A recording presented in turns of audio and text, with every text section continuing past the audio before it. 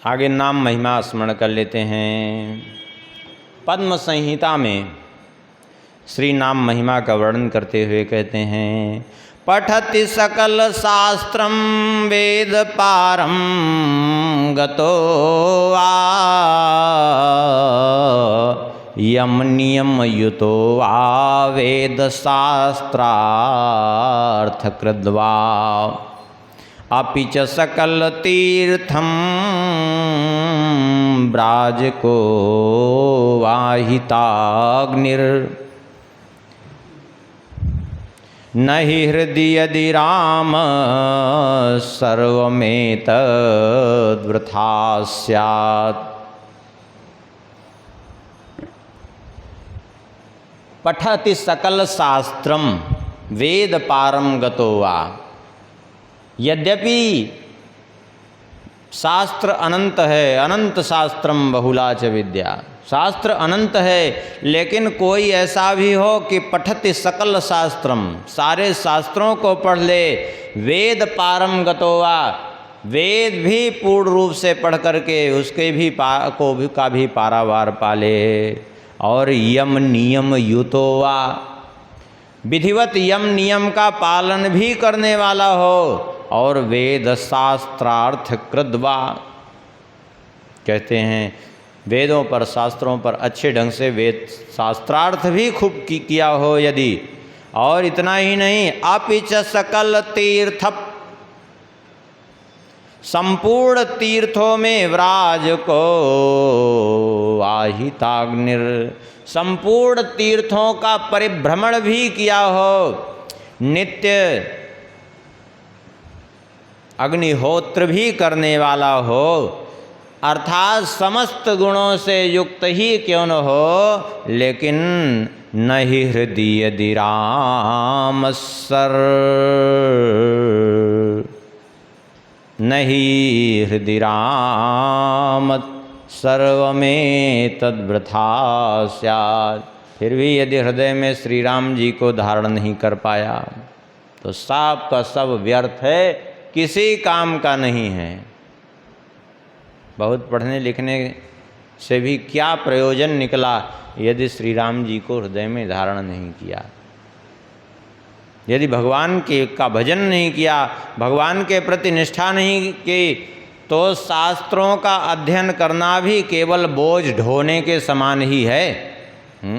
यथा खरस चंदन भारवाही भारस्य वेत्ता न तु चंदनस्य, जैसे गधे के ऊपर चाहे चंदन का भार रख दीजिए, चंदन की लकड़ी लाद दीजिए, चाहे बबूल की लकड़ी लाद दीजिए, चाहे मिट्टी लाद दीजिए, उसके लिए भार तो भार है, बाकी कुछ नहीं। और वो गधा अपना भार ढोता रहता है, और वो स्वभाव से ही गधा है बेचारा, यहाँ से लाद दिए तो वहाँ पहुँचा देता है, फिर वहाँ से लाद दिए वहाँ पहुँचा देगा। साथ भी चलने की ज़रूरत नहीं, एक बार रास्ता दिखाने की ज़रूरत है बस। धोबी का कुत्ता न घर का न घाट का, जैसे कहावत है, ऐसे धोबी का गधा। धोबी लाद देता है कपड़ा घर से तो वो सीधा घाट पे खड़ा होता है, जाके घाट पे लाद दिया तो घर ही जाएगा, कहीं नहीं जाएगा वो बेचारा गधा। क्यों? उसके पास बुद्धि नहीं है। हालांकि थोड़ा बहुत बुद्धि तो भगवान सबको देते हैं अपने हित के लिए, लेकिन उतना बुद्धि उसके पास नहीं है। थोड़ा बहुत बुद्धि का तात्पर्य, हाँ, एक बार एक गधा था, गधा, वो गधा जो है उस पर एक नमक का व्यापारी वो नमक जो है ढोता था। बीच में नदी पड़ती थी, नदी पड़ती तो वो नमक लाद देता गधे के ऊपर, और गधा नमक लेकर के पार हो जाता। अब वो भार तो रहता ही। एक दिन गधा जो है चला जा रहा था, तो वो जिस रास्ते से गधा रोज जाता है बस वही रास्ता पकड़ता है, गधे का स्वभाव होता है। एक दिन गधे ने देखा कि थोड़ा सा इधर उधर हुआ तो कुछ ज़्यादा जो है गहराई थी, तो वहाँ गया, खड़ा हो गया, तो वो नमक गल करके जो है कुछ भार हल्का हो गया उसका, गधे का। अब वो गधे ने नियम बना लिया, और नमक ला दे तो वो जाके कुछ देर वहीं खड़ा हो जाए पानी में, उसका भार हल्का हो जाए, फिर अपना जाए आराम से।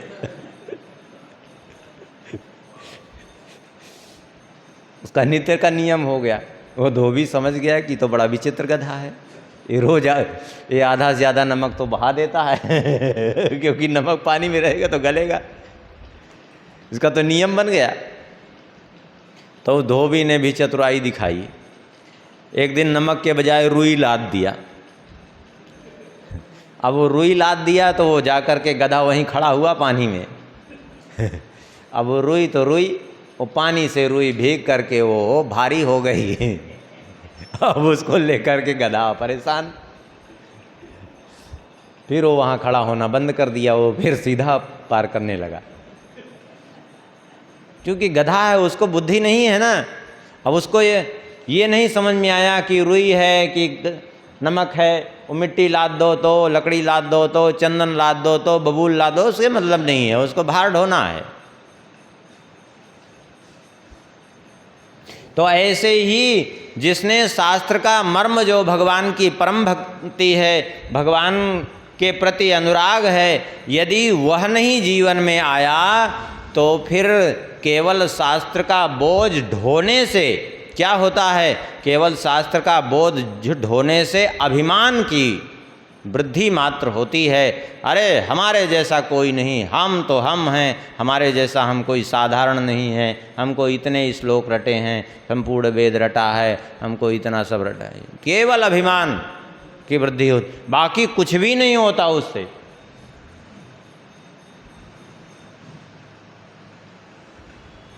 यदि भक्ति नहीं है तो फिर अनर्थ ही खड़ा होता है, क्योंकि भक्ति के बिना वो गुण भी दुर्गुण में बदल जाते हैं। रूपस्यानुभवं दिव्यं परानंदस्य सागरं राम नाम रसम दिव्यम पिब नित्यम सदाव्ययम्। कहते हैं श्री राम नाम कैसा है? बोले रूपस्यानुभवम दिव्यम, भगवान के स्वरूप का, भगवान के दिव्य स्वरूप का अनुभव कराने वाला है श्री राम नाम। और परमानंदस्य सागरम, परमानंद का सागर है, अर्थात परमानंद प्रदान करने वाला है श्री राम नाम। और राम नाम रसम दिव्यम, ये श्री राम नाम दिव्य रस के समान है। इसको जो है इसलिए पिब नित्यम, इस श्री राम नाम का नित्य पान करो। और ये कैसा है? बोले सदाव्ययम्, अविनाशी है, सदा नित्य है राम नाम, अविनाशी है, इसलिए इसका पान करो। राम नाम रसानंत साधकम सुरसालयम स्मरणाद् राम भद्रस्य संकासतस्य संस्फुटम। कहते हैं राम नाम रसानंत रासकम साधकम सुरसालयम, ये श्री राम नाम क्या है? बोले अनंत रस का साधक है। अनंत रस अर्थात अनंत भगवत प्रेम रस का साधक है ये। और सुरसालयम अर्थात सुरसालयम, सुंदर रस का आलय है। अर्थात सुरस माने भगवत रस, भगवत प्रेम रस का आलय है, अर्थात निवास स्थान है ये। और स्मरणाद् राम भद्रस्य, जो श्री राम भद्र का, श्री रामचंद्र जी का अर्थात श्री राम नाम का जो स्मरण करते हैं, संकासतस्य संस्फुटम, भगवान श्री राम जी उसको स्पष्ट रूप से प्रकाशित होने लगते हैं, उसके सन्मुख आ जाते हैं। अर्थात श्री राम नाम के स्वरूप का उसके हृदय में प्रकाश होने लगता है स्वाभाविक रूप से। रकारात् जायते ब्रह्मा रकारात् जायते हरिः रकारात् जायते शंभु रकारात् सर्वशक्तयः। श्री राम नाम के रकार मात्र से रकारात् जायते ब्रह्मा, रकार मात्र से ब्रह्मा जी की उत्पत्ति होती है, और रकारात् जायते हरि, रकार मात्र से ही श्री हरि अर्थात भगवान विष्णु की उत्पत्ति होती है, और रकारात् जायते शंभु, रकार से ही शिव जी की उत्पत्ति होती है, और रकारात् सर्वशक्तयः, रकार से ही समस्त शक्तियों की उत्पत्ति होती है। आदावन्ते च मध्ये आदावन्ते तथा मध्ये रकारेषु व्यवस्थितं विश्वं चराचरं सर्वं अवकाशेन नित्यसा। कहते हैं आदावन्ते तथा मध्ये, आदि में, अंत में और मध्य में। आदावन्ते तथा मध्य माने आदि अंत और मध्य में सर्वत्र जो है श्री राम नाम ही व्यवस्थित है। रकारेषु व्यवस्थितम, सब श्री राम नाम में ही स्थित है, श्री राम नाम में ही सब रकार मात्र में स्थित है। विश्वम चराचरम सर्वम अवकाशेन नित्यसा, ये चराचर विश्व सब श्री राम नाम में ही स्थित है।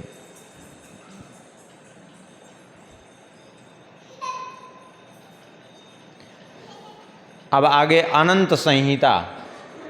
अनंत संहिता में एक श्लोक है, यहाँ बड़े विचित्र ढंग से एक कथा को एक श्लोक में उन्होंने पूरा लिख डाला है। वास्तव में ये एक कथा है, एक कथा, उस कथा को एक श्लोक में उन्होंने व्यवस्थित कर दिया। क्यों? श्री राम जी से संबंधित, श्री राम नाम से संबंधित कथा है ये। अब वो क्या है कथा? बोले बने च रामो वसु चाह रामो नदीस्तरामो न भयं स्मरामः इत्थं वदन्तस्य वने किराता मुक्तिं गता राम पदानुसंगात्।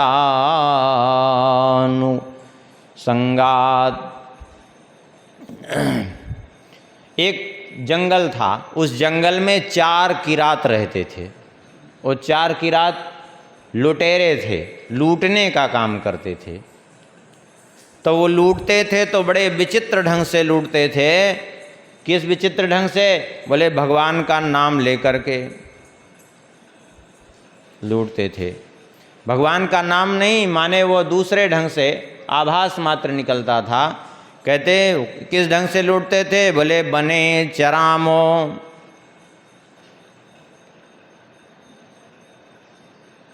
ये इतना सीख गए थे वो संस्कृत कि उसी भाषा में बात करते वो लोग, कि कोई दूसरा व्यक्ति आने जाने वाला उनके तात्पर्य को न समझे।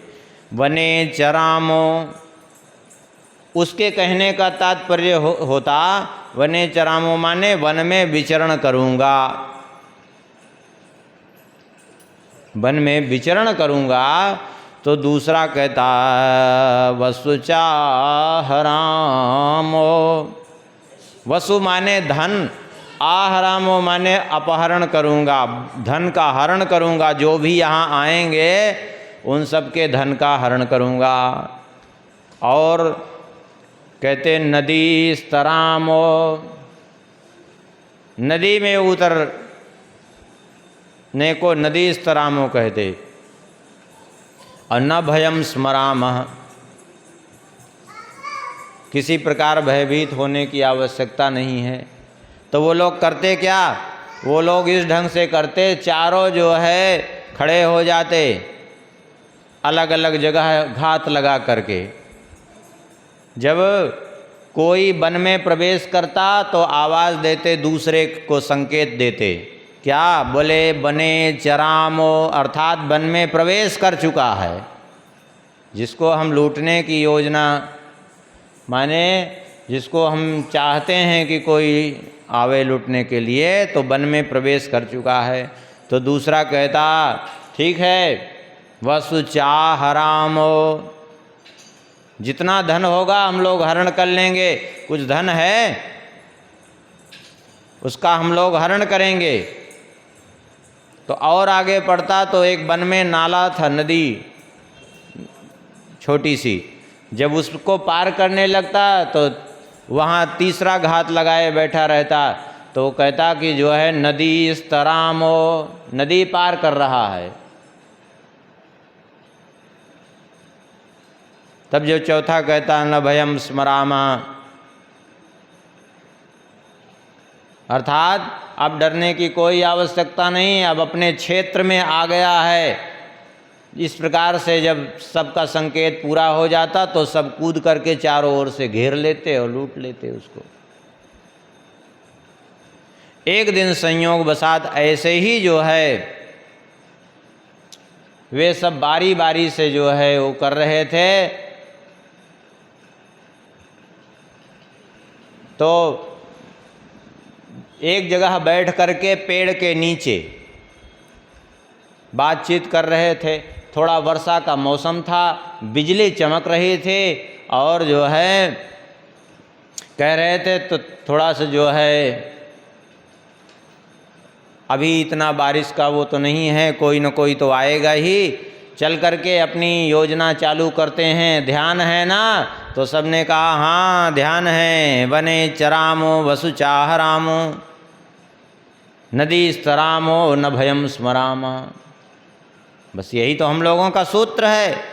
जैसे ही ये बात आपस में कह रहे थे उसी समय आकाशीय बिजली गिर पड़ी उसी पेड़ के ऊपर और वे चारों के चारों मृत्यु को प्राप्त हो गए। उसी समय आपस में योजना बना रहे थे लूटने के लिए, लेकिन बिजली गिरी तो सब के सब मर गए। और जब मर गए तो हुआ क्या, बोले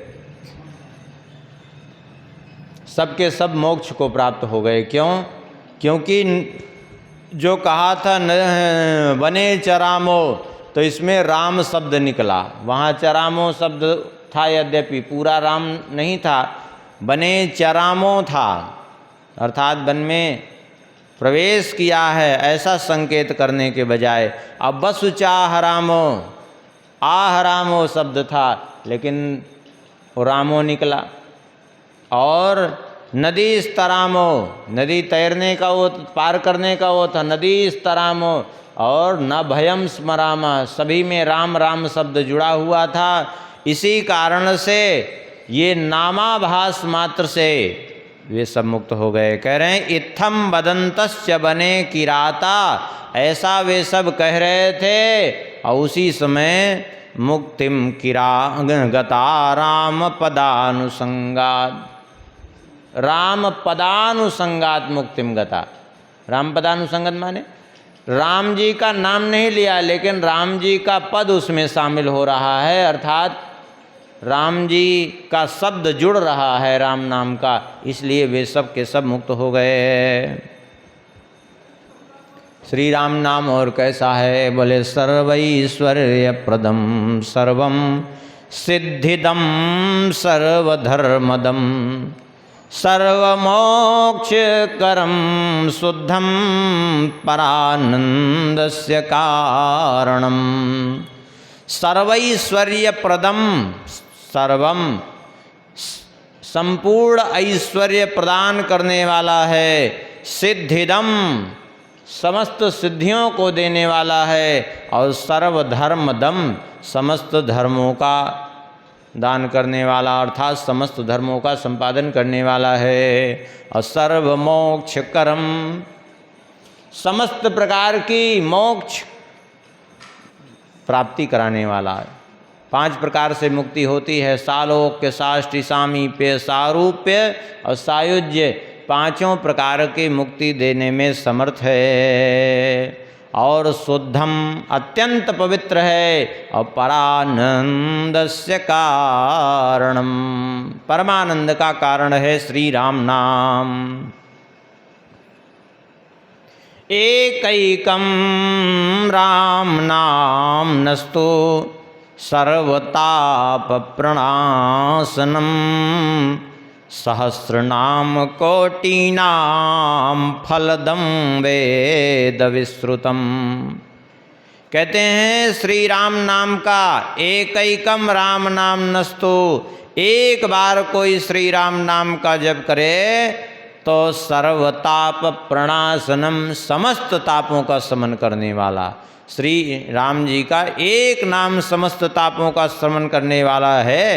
सहस्रनाम कोटि नाम, और भगवान विष्णु के 1000 नामों के बराबर, अर्थात विष्णु सहस्रनाम के बराबर अकेले ही फल देने वाला है।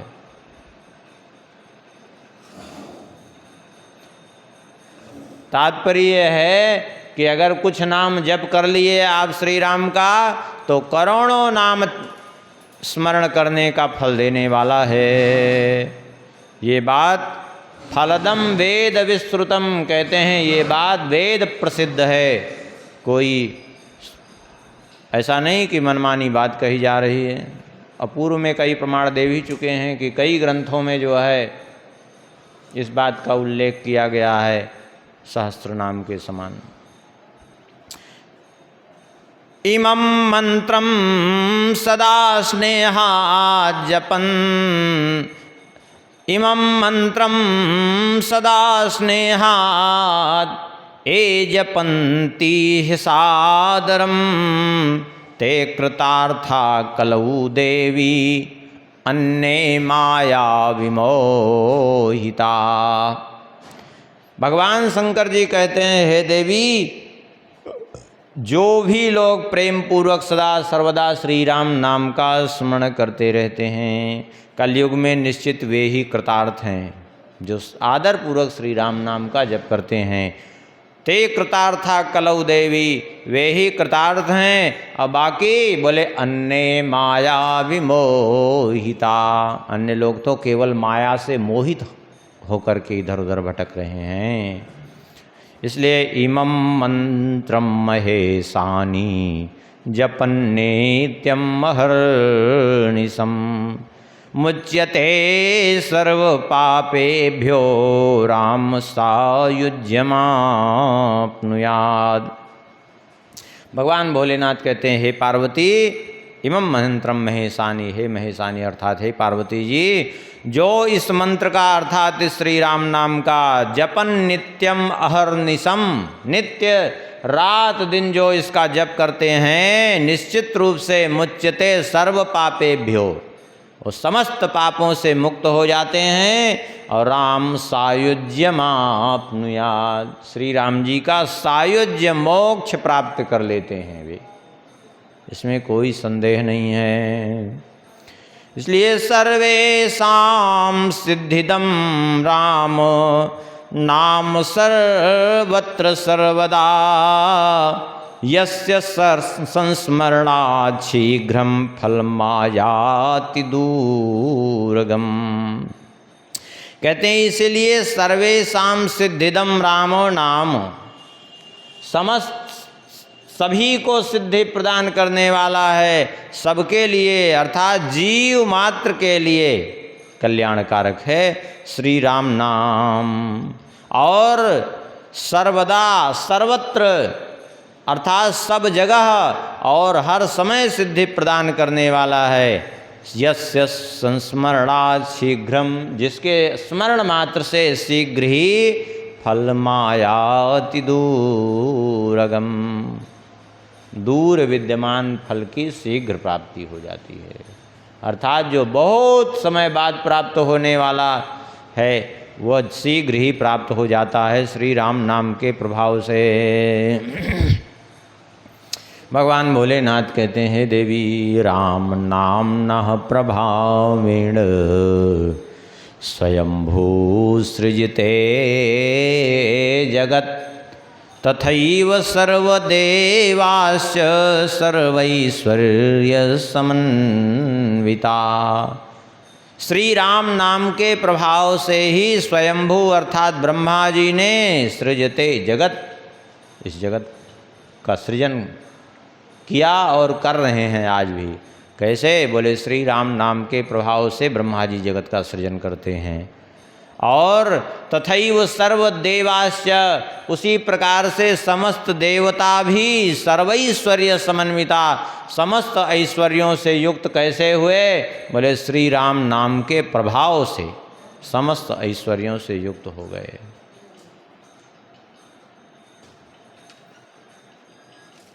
समस्त ऐश्वर्यों से युक्त हो गए श्री राम नाम के प्रभाव से।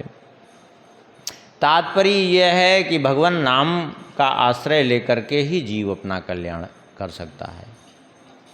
यदि हमारे कर्म भगवत समर्पित नहीं है, चाहे जितने शुभ से शुभ कर्म हो, चाहे जितने पवित्र से पवित्र कर्म हो, कल्याण नहीं कर सकते। इस बात को स्वयं भगवान श्री सुखदेव जी ने ही कहा। तपस्विनो दानपरा यशस्विनो मनस्विनो मंत्रविदा सुमंगला, क्षेमं न विन्दन्ति विनाय दर्पणम तस्मै सुभद्रस्रवसे नमो नमः। बड़ा से बड़ा शुभ कार्य भी कल्याण नहीं कर सकता यदि भगवत समर्पित न हो, भगवान के लिए से जुड़ा न हो तो। गोस्वामी जी भी कहते हैं राम नाम को अंक है, बाकी साधन शून्य। एक अंक लिख दीजिए, उसके आगे जितना शून्य बढ़ाते जाइए 10 गुना संख्या बढ़ती जाएगी। अब हजारों शून्य लगा रहे, एक को मिटा दीजिए तो सब शून्य का शून्य, किसी काम का नहीं। क्यों? क्योंकि जो है उस नाम के पीछे लगे हैं जितने साधन, उनकी महत्ता है। अच्छा एक बात है, उस शून्य के पीछे, उस संख्या के पीछे जितने शून्य लगाएंगे सबकी महत्ता बढ़ेगी, और उसके आगे जितना शून्य लगा दें वो व्यर्थ है, किसी काम का नहीं है। ऐसे ही सारे साधन नाम के पीछे यदि हैं तो सबका महत्व है, और नाम को छोड़ दिया तो सबके सब साधन मिट्टी के मिट्टी है, किसी काम के नहीं। हाँ, ऐसे ऐसे प्रमाण मिले हैं कि आप आश्चर्यचकित हो जाएंगे। ययाति इतने बड़े धर्मात्मा कि देवराज इंद्र के बराबर उनको सिंहासन मिला स्वर्ग में। देवराज इंद्र को ईर्ष्या हुई। देवराज इंद्र ने आकर के पूछा ययाति से कि आपका बड़ा श्रेष्ठ साधन लगता है, आपकी तपस्या किसके समान थी? कौन तपस्वी ऐसा था ऋषि मुनि जो आपके समान, जिसके समान आपने तपस्या की तो ये हमारे बराबर सिंहासन मिला? ययाति ने कहा कि हमारे जैसा किसी ने तपस्या नहीं की, किसी ने साधन नहीं किया। इतना सुनते ही देवराज इंद्र ने कहा गए तुम काम से। क्या मतलब है? अरे मतलब ये है, तब से उनका सिंहासन खिसकने लगा, गिरने लगे। बोले ये क्या हो रहा है? बोले हो रहा है कि तुमने कह दिया हमारे समान कोई नहीं है, सबका अपमान कर दिया। अब अपमान हो गया तो सारा पुण्य छीण हो गया, अब चलो जाओ पृथ्वी पर। गिरने लगे तो बोले अब एक प्रार्थना स्वीकार कर लीजिए। बोले क्या करें? बोले अब हम समझ गए कि अपने पुण्य बल से कुछ नहीं होना है, अब गिर तो रहे ही हैं तो कुछ दे ही दीजिए। बोले क्या दें? बोले ऐसी कृपा कर दीजिए कि संतों के बीच में जाके गिरें। इंद्र ने कहा तथास्तु। तो ऊपर से गिरे, तो ऊपर से गिरते चले आ रहे थे तो वहाँ जो है देखा शिवी, प्रतर्दन, वसुमना और एक क्या नाम था, चारों तपस्या कर रहे थे। ये चारों माधवी, ययाति जी की एक कन्या थी माधवी, इन्हीं के चारों पुत्र थे। और दिव्य कन्या थी माधवी, कोई सामान्य कन्या नहीं थी, 4 राजाओं से हुए थे। आखिर में जो है उन्होंने देखा इनको हाहाकार करते हुए, रोक दिया और फिर अपने पुण्य बल से फिर से उनको पहुंचा दिया। तो देखिए भगवत समर्पित न होने से ऐसी दशा होती है, स्वर्ग में जाके गिरना पड़ता है। भगवत समर्पित न होने से राजा इंद्र जैसा दानी, उनके जैसा धर्मात्मा पुण्यात्मा गिरगिट बन जाता है। हाँ, जिसने कितना दान किया, बोले यावत्या सिकता भूमेर यावत्यो दिवितार्गा, जितनी पृथ्वी के धूल कण हैं इतनी गैया दान कर डाली। जितने आकाश में तारे हैं यावत्यो वर्षधारा च, जितनी वर्षा की धाराएं गिरती हैं इतनी गैया दान कर डाली। लेकिन क्या दशा हुई, बोले बनना पड़ा गिरगिट। और वो भी कितने समय बने रहे, अरे वो सतयुग में गिरगिट बने और जो है द्वापर के अंत में उद्धार हुआ। बताओ, ये हो जाती है दशा, क्यों? भगवत समर्पित न होने से। लेकिन आज तक किसी का सुना है भगवान का नाम लेने वाले का पतन हुआ है? कभी नहीं हो सकता। भक्ति बीज बिन से नहीं, बीते जन्म अनंत, ऊंच नीच कुल उपजे पर रहे संत का संत। इसलिए किसी साधन का विश्वास मत करिए, विश्वास करना है तो भगवान के नाम पर विश्वास करिए, उसी से कल्याण होना है। किसी साधन में सामर्थ्य नहीं है कि कल्याण कर दे। साधन तभी कल्याणकारक है जब भगवान से वो जुड़ेगा, अन्यथा जो है वो साधन ही अभिमान देने वाला हो जाएगा, किसी काम का नहीं। साधन करने से ही किसी का यदि कल्याण होता, विचार करिए थोड़ा सा। ऐसी ऐसी तपस्या की पूरा शरीर ही खा गए हिरण्यकश्यप की चींटी और दीमक। ऐसी ऐसी तपस्या, अपने शरीर को ही काट काट करके आहुति दे डाली, अपना सिर ही काट काट करके रावण ने चढ़ाया। हाँ, 10 सिर काट के चढ़ा दिया। अब 10 ही सिर था बेचारे के पास और 10 चढ़ा दिया, और रुद्र हैं 11। अब 10 रुद्र को एक एक सिर भेंट किया तो 11वें रुद्र ने कहा अच्छी पंक्ति भेद किया, अब चलो हम ही आएंगे तुम्हारा ठीक तुम्हें ठीक करने के लिए। तो हनुमान जी आए, 10 आदमी को 11 आदमी को बैठा दीजिए भोजन करने के लिए, और 10 को परोसिए और एक को बिल्कुल मत परोसिए। तो वैसे भले ही न बुलाते, और एक का बीच में अपमान कर दीजिए तो सब चौपट हो जाएगा।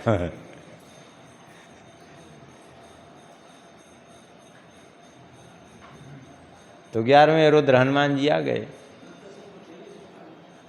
कोई भी कर्म जो है जब तक भगवान से न जुड़े तब तक वो कल्याणकारक नहीं होता। ऐसे ऐसे साधन किए लोग, लेकिन फिर भी जो है कहाँ पहुँचे, क्या दशा रही इन लोगों की। इसलिए भगवान के नाम पर विश्वास रखे। भगवान का नाम ही एकमात्र जीव का कल्याण करने वाला है। इसीलिए गोस्वामी जी कहते हैं, राम नाम छाड़ी जो भरोसो करे और रे, तुलसी परोसो छाड़ी मांगे कूर को रे। हाँ, भगवान के नाम को छोड़ करके अन्य भरोसा कर रहे हैं, केवल धोखा मिलेगा, बाकी कुछ नहीं, केवल धोखा, कुछ हाथ लगने वाला नहीं है। और आज से अभी से भगवान का नाम लेना चालू कर दीजिए, आज से अभी से कृपा दिखने लगेगी। बिगड़ी जन्म अनेक की सुधरे अब ही आज, अनेकानेक जन्मों की बिगड़ी आज और इसी समय सुधर जाएगी, बन जाएगी। लेकिन कब? बोले होई राम को, राम जी के बन करके नाम जप, तुलसी तजी कुसमाज। लेकिन एक शर्त भी है, कुसंग छोड़ करके। क्यों? क्योंकि कुसंग ऐसी चीज है, को न कुसंगति पाई न साई, रहे न नीच मते चतुराई। कुसंग में तो कैकेयी जी तक पर प्रभाव पड़ जाता है। प्रताप भानु जैसे राजा कुसंग के कारण नष्ट हो जाते हैं। समुद्र को कुसंग प्राप्त हुआ। हाँ, क्यों बंधा समुद्र? कुसंग के कारण।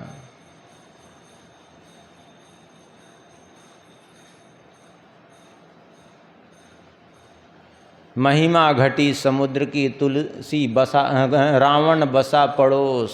हाँ, समुद्र की महिमा क्यों घटी, उसको बंधना पड़ा क्यों, बोले रावण पड़ोसी बना। हाँ, इसलिए कुसंग छोड़ करके।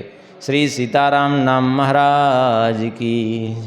सिया बोल सिया बोल सिया सिया बोल।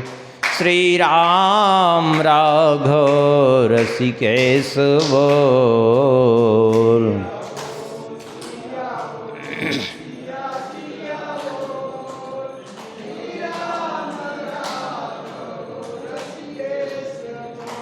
सिया बोल सिया बोल सिया सिया बोल। श्री राम राघव रसिकेश बोल।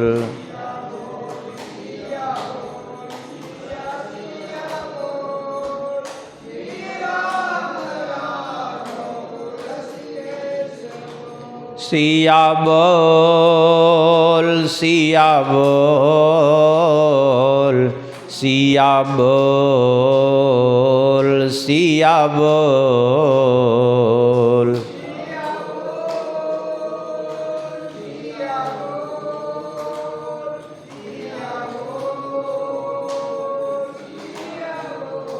सिया बोल सिया बोल सिया बोल सिया बोल।